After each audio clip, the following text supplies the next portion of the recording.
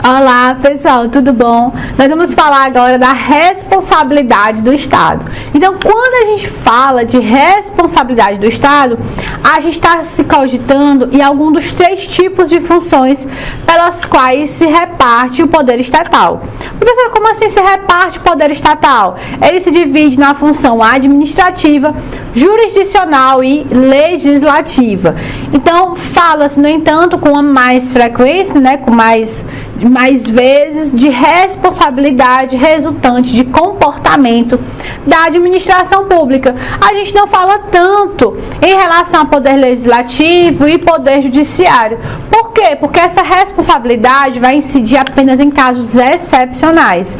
Já nessa responsabilidade da administração pública, do poder executivo, ele é mais tratado.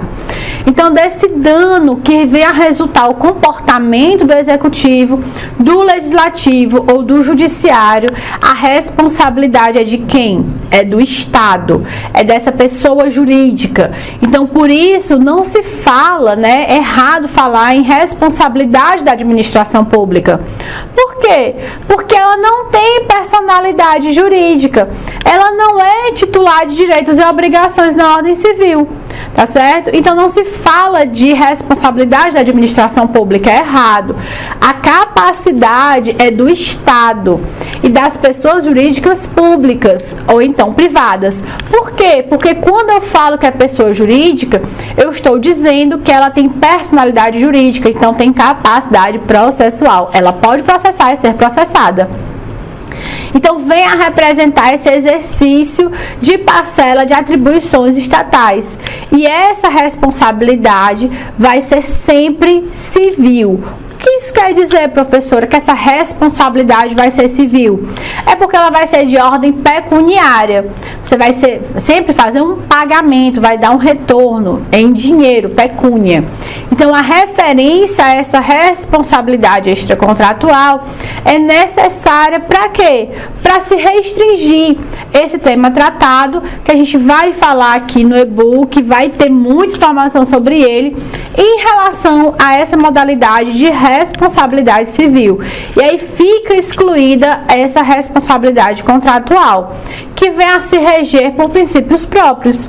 Vai ser analisado também a parte de contratos administrativos, porque muitas vezes essa responsabilidade ela surge de uma quebra contratual.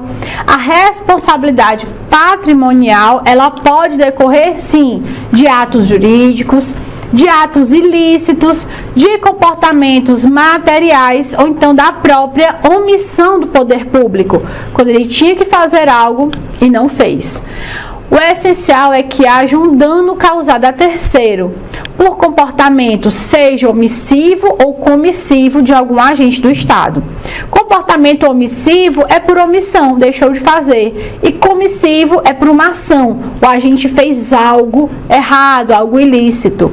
Diferente do que acontece no direito privado, em que a responsabilidade vai exigir sempre um ato ilícito. O que é ilícito, professora? É contrário à lei. Aquilo que está contrário ao que a lei manda fazer. Então, no direito administrativo, ele pode decorrer, a responsabilidade, ela pode decorrer de atos ou comportamentos que, mesmo lícitos, legais, venham a causar a pessoas determinadas algum ônus, um ônus maior do que o imposto aos demais membros da sociedade, aos demais membros da coletividade. Aquela pessoa se sentiu prejudicada, ela pode acionar os seus direitos. Pode-se, portanto, dizer que essa responsabilidade extracontratual do Estado corresponde à obrigação de reparar aqueles danos a terceiros que venham a decorrer de comportamento, seja de ação ou de omissão, sejam materiais ou jurídicos. Pode também, pessoal, em relação aos atos lícitos, sejam lícitos ou ilícitos, que você possa imputar aqueles agentes.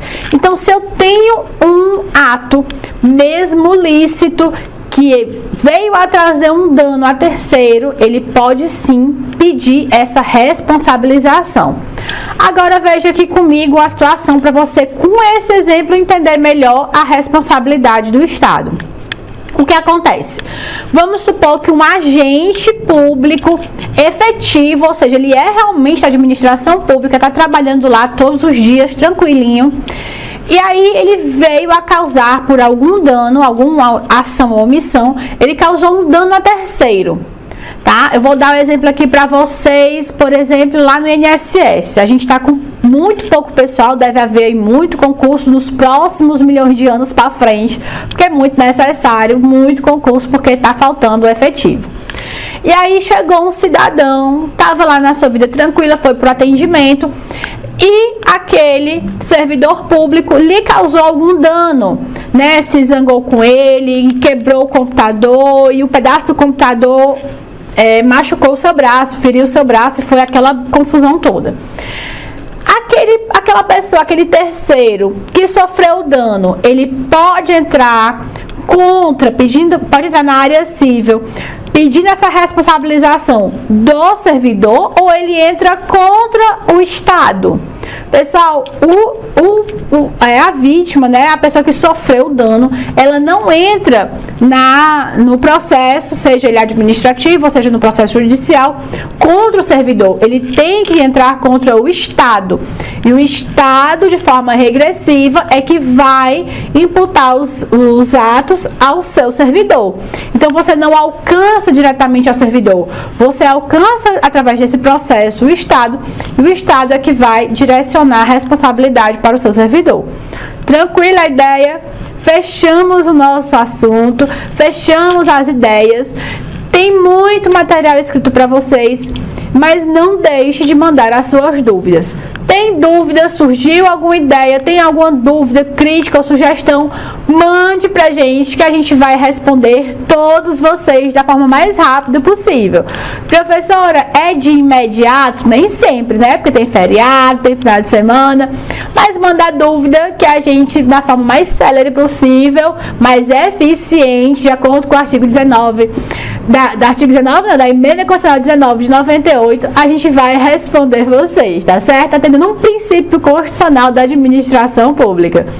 Tá tranquilo? A gente se vê nos próximos cursos, pessoal. Um forte abraço e a gente se encontra.